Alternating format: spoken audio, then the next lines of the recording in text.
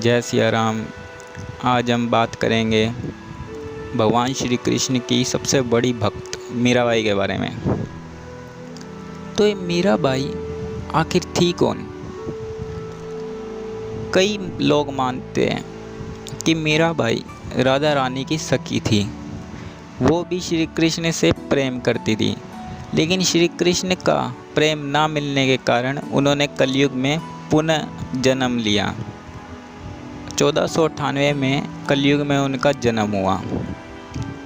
तो शुरू से ही वे कृष्ण की भक्ति में लगी हुई थी, लेकिन एक दिन उनकी कृष्ण भक्ति चरम सीमा पर पहुंच गई। और वह क्या दृश्य उन्होंने देखा था? उन्होंने देखा कि उनके गांव में एक बारात जा रही थी।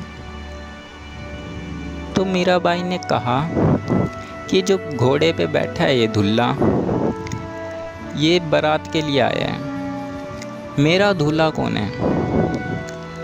तो मीराबाई के सगे संबंधियों ने कहा, मूर्ति की तरफ इशारा करते हुए कह दिया, कृष्ण की मूर्ति की तरफ इशारा करते हुए कहा कि ये तुम्हारा पति है। ऐसे ही उपहास में मीराबाई ने कृष्ण को अपना पति मानना शुरू कर दिया। पहले वे कृष्ण की भक्ति करती थी, लेकिन अब वे कृष्ण को अपना पति मान के उनकी भक्ति करनी शुरू कर दी थी उस दृश्य से।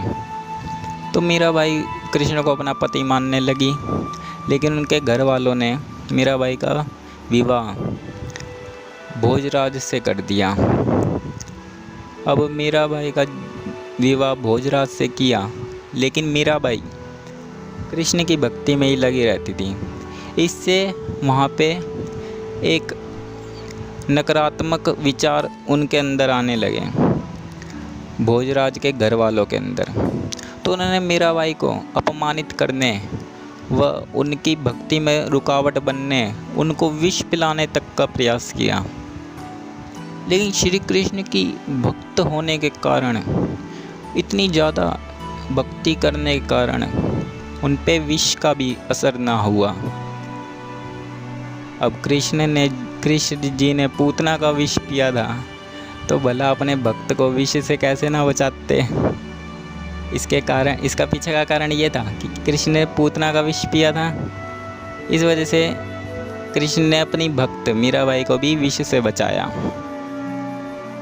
अब मीराबाई ने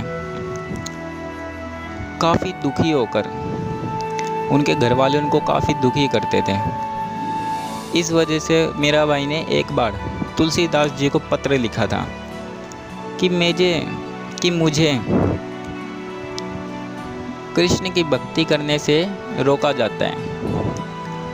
तो तुलसीदास जी ने कहा कि आप कृष्ण भक्ति के साथ साथ राम भक्ति भी कीजिए। तो तुलसीदास जी के ऐसे वचनों को सुनकर मीराबाई जी ने राम की भक्ति के लिए भी कुछ भजन लिखे हैं, जिनमें से सबसे प्रिय भजन है, पायो जी मने राम रतन धन पायो। तो उन्होंने राम जी के ऊपर भी भजन लिखे हैं। मीराबाई का एक अन्य किस्सा क्या है कि मीराबाई ने इतने कीर्तन किए कि पूरे गांव में उनकी चर्चा होने लगी। हर लोग उनके कीर्तन सुनने आया करते थे। उस समय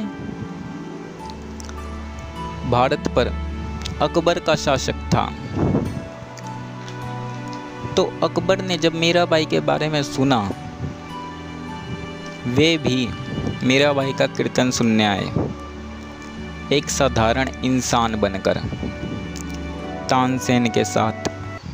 तो अकबर और तानसेन मीराबाई का कीर्तन सुनने आए, और मीराबाई के कीर्तन सुनने से उनको इतनी खुशी हुई कि उन्होंने अपना हार उतार के मीराबाई को दिया।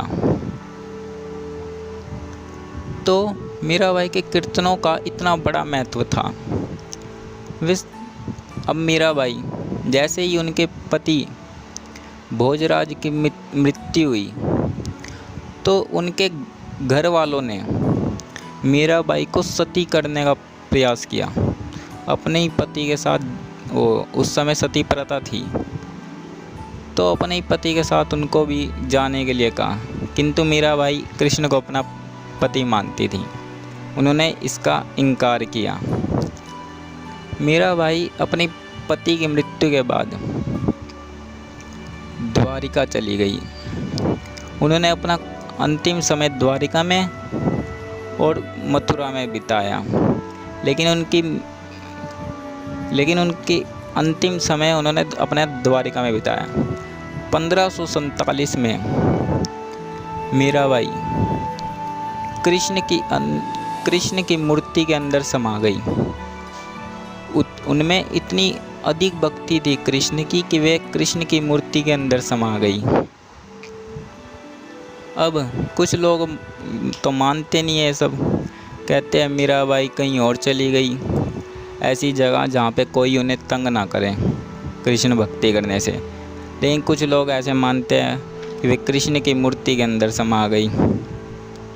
हालांकि कृष्ण की मूर्ति के अंदर समाने के ज़्यादा प्रमाण हैं, क्योंकि मीराबाई का वस्त्र का टुकड़ा कृष्ण की मूर्ति से लिपटा हुआ मिला था।